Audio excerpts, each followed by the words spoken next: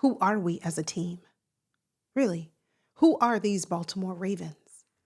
A team that continues to let me down. And now for the second straight week against two division rivals, the Ravens have come in second place. Their inability to close games, their inability to win when it matters needs to be investigated. It really needs to be looked at, studied, because there's a problem, and there has been for quite some time. And week after week, we see the Ravens kind of go through the motions, and we just hope that we're going to have a different outcome. And we talk about, oh, what are the keys to victory? Oh, do this, do that, do in the third. And then we come to game day, and it's just like, what are we watching? So frustrating. I'm here to give you my thoughts on this game that we watched together during a live stream. If you missed it, I'll link it below. But the Ravens, they're a problem, and they've got issues that they need to resolve. I don't know the answers, but I can tell you one thing. We're not going anywhere this season if we continue to play like this. Lamar Jackson completed 19 of 35 passes for 219 yards. He had one passing touchdown and also one rushing touchdown, one interception, and he was sacked twice. I asked during our live stream with Hendo, I said, what is the positive that we can take away from this game at the during halftime? And the comment was, the one positive is that Lamar Jackson had a touchdown. Yeah, so that's good. That's great. And for me, another positive is we're seeing Lamar Jackson run faster than we've seen him in recent weeks. We're seeing him with the speed that we're so accustomed to. Not altogether there, but it's better than what we've seen in the past. So maybe these 10 days of rest was well needed for him, but he can't do it all. And so I know some people are going to say, well, Lamar didn't have the greatest of games. He did not, but he didn't have a terrible game. Some of the passes, I'm sure he would like to walk those back and have a do-over, but it is what it is. But my question becomes, in the moments where Lamar Jackson is not performing at pitch perfect level, who is around him to kind of step up and make up for the deficiency? Who on offense can we call on, can we believe in and depend on to be the difference maker? Well, let's look at some of the stats from our, quote, difference makers. We have Mark Andrews, right, who just got paid $39 million contract extension. He had today one reception for 9 yards. Whew. One. That is a problem. But yet we continue to say he's, one of the most important pieces on offense. Mark Andrews is well deserving of his contract. Mark Andrews during the regular season is it. He's him. We just know that he struggles during the postseason. But during the regular season, against a division foe who, by all accounts, you should know them very well. You play them twice a year during the regular season every year. You know what to do. You know what you're up against.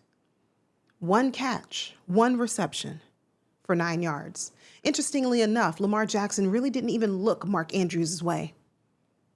He kept his eye on Zay Flowers the entire game. If you want to call that, predictable, sure. But can we rely on Mark Andrews? Zay Flowers, he was kind of the shining light of this offense to keep the drives going. He had 8 receptions for 124 yards. And let's not forget that even though Zay is out there doing everything he can, he still has drops of his own. That cannot be overlooked. So when I think about what our offense is made of and what it's comprised of, where are the difference makers? Where are the game changers? Because you know what? Ballers ball at the end of the day. Who do we have on offense right now that we can say that about? That we can come to consistently to say, no matter what, I know we can rely on this ball catcher. We don't really have any. And of course, our offensive line continues to struggle. That's been, that's been the theme this entire season, and it's not getting any better. And why didn't we rotate some of our guards? Why didn't we rotate some of them in the game? Because that's just not what we do. We did it last game, and when John Harbaugh was asked about it against the Bengals, he said, he was okay, but made all manner of excuses as to why he wanted to kind of like, stick by his guns and, remain true to what he said he was going to do, and that's continued to start Voorhees and Falele. And what did we see today? Voorhees and Falele continue to falter. And not just them. Ronnie Stanley, what is he out there doing? Rosengarten, he's struggling too. So you know what I say? I said this during the live stream. Get rid of every man on this team that wears a number in the 70s. If you wear a number in the 70s, sorry, you got to go. You got to go. And yes, there is, of course, the infamous touchdown by Isaiah Likely that did not result in an actual touchdown. It was walked back. And I know a lot of us are in uproar about it. I certainly was during the live stream. I was like, this is ridiculous. That was a touchdown. Clearly it was. He had possession of the ball, 2 feet in the end zone. But when he took that third step, the ball escaped his hands. To me, that's a touchdown. But to the referees, it was not. So what did I learn from that exercise? Look. Likely, you're going to need to secure the ball and bring it to your chest. Is it necessary? No. But in this instance, it probably would have made the difference between a touchdown and not. That is an issue. But one thing I walk away with saying to myself is, Ravens, you've got to be smarter than this. Coaches, you've got to be much better at preparing your team for adversity. Not only are we going to have to face whoever the opponent is, but we're also going to have to fight the refs against all odds as well. That's just what it's going to be. Whether it's right, wrong, or indifferent, it doesn't matter. That's just how it is. So we need to go into these games with the mindset, hey, we have 2 opponents that we're playing against today. Would we like to see that Isaiah Likely touchdown actually count? And then if it did, there's a chance we win this game. We're done. But that wasn't to be. So we have to think twice and be 2 steps ahead because we're playing against, like a hostile referee situation in most games. It's not going to go in our favor. It's not. And to add insult to injury, I just talked about our offensive line being an issue, being a huge liability. Look at our D-line. What are they doing? What are our edge rushers doing?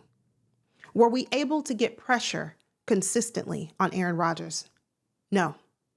Did we get any sacks on Aaron Rodgers? No. 1 QB hit. That's it.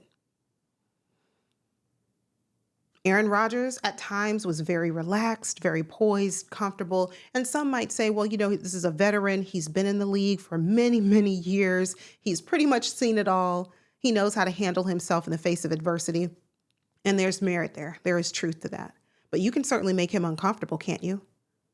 You can certainly make his afternoon one that becomes, I got to hurry up and pass this ball. You think twice about the direction you want your offense to go. You think twice about, oh goodness, I'm wanting to do this, but that's not working because of this defense coming at me. I don't have time. Did we do any of that? No.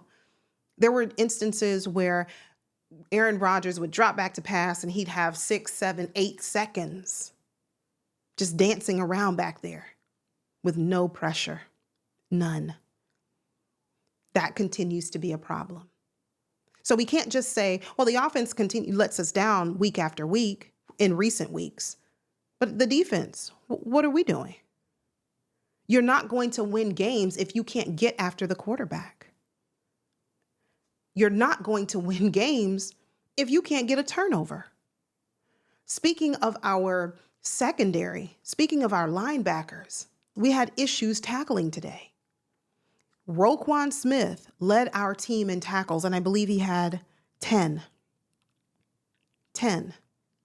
But there were several times where we said, Alohi, tackle the man. Marlon missed a tackle. Nate Wiggins. I mean, everyone had their fair share of missed opportunities, and the Steelers capitalized on it. That simple.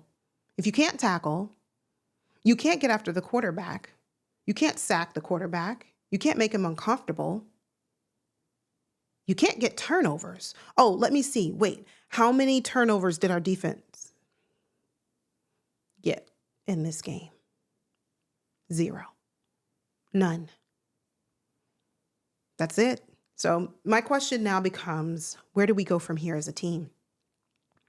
What do we do? I know a lot of us are going to say, fire John Harbaugh, get rid of Todd Monken, so long to Zach Orr, see you later to this person, that person. You know me, I'm going to tell you, adios, Sashi Brown. But my point is, realistically, that's not happening. It's not happening today. And I bet when we see the Monday presser, we're going to see the likes of John Harbaugh. He's still going to be our head coach. So where do we go? What do we do?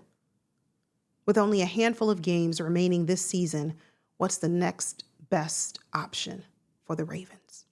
Do we tank and just try and get a high draft pick? And someone said in the stream, it's too late to tank. No, I don't think so. It's not. It might be too late to tank to get first, second, third pick. Yeah, of course. Absolutely. But you can still tank and get a higher pick than you would if you were to win all of your games. Do we do that? Now, the competitor in me says no. I don't want that to be. But I don't want the Ravens to continue to play like they played today.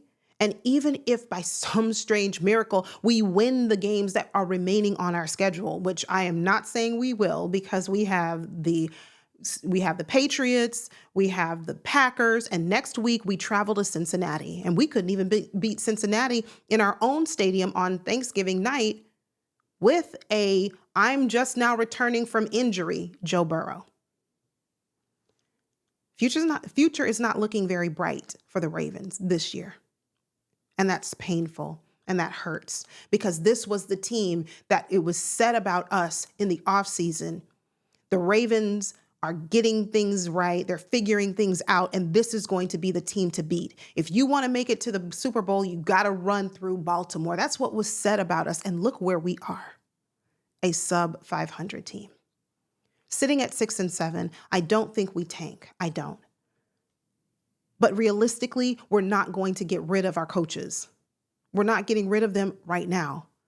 I can't answer whether we'll get rid of them at the end of the season, because I don't know what's going to happen the remainder of these games. But it's something that I'm thinking probably not. The only way we get rid of John Harbaugh is if John Harbaugh wants to leave. But our team can't generate turnovers on defense. Our defense can't consistently get pressure. We don't get sacks on the quarterback. Our offense can't score points. How are we going to even make it if we go into the postseason? First round exit, that's what we are. We're an embarrassment as a team right now. This is disgraceful. And I have higher expectations and higher hopes for this team. And if the front office had not been so stubborn and made some changes here and there. Don't go draft a cornerback the first round. Don't go get another safety. Speaking of safety, where was Kyle Hamilton today? My point is, we had opportunities to be in a better footing. And the real kicker for me, all of these other teams this year are beatable. You just look at Kansas City. And now the Colts, without Daniel Jones, these teams are vulnerable. Yeah, the Bills beat up on Cincinnati today, but the Bills haven't looked great. They've had moments where it's like, wait, Bills lost to the Dolphins? Obviously, division rival and anything can happen, but these teams are beatable. So if not now, when for the Ravens? Because certainly we could have won this year, where teams that historically have looked good or even great, they're not. But here we are. cobbling together a couple of wins here and there. We went on a little run, a win streak during the middle of the season. It was good. It was great. But reality is setting in. High hopes for this team, not so much. I don't know where we go from here. And until we have a change in philosophy, mindset, and also a change in the front office, my hopes remain very low for the Ravens. Those are my quick thoughts on this game. Tell me what you thought about today's game. Take care of yourselves. I'll see you soon. God bless.